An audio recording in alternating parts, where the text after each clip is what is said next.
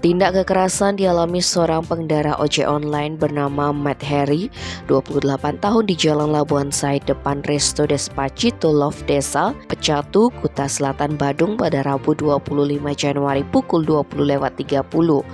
Dia diduga dipukul oleh seorang sopir pangkalan bernama Wilfredo Serang, 26 tahun.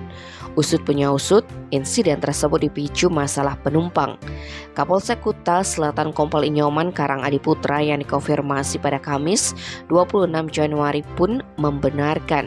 Dijelaskan olehnya peristiwa ini bermula ketika Matt Harry yang merupakan ojol sedang menjemput penumpang di sekitar tempat kejadian perkara.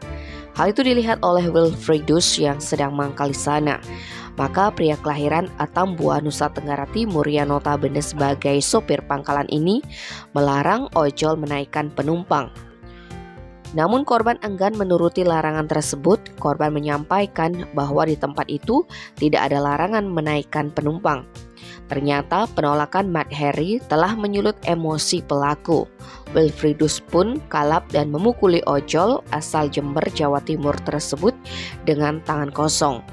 Bogo mentah dari pelaku mengenai lengan kiri dan telinga bagian kanan korban. Kekerasan ini mengakibatkan kuping korban terasa bunyi mengiang, disertai sakit dan kepalanya terasa pusing.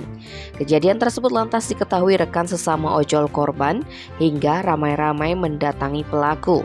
Berikutnya, aksi Wilfredus dilaporkan ke Polsek Kuta Selatan.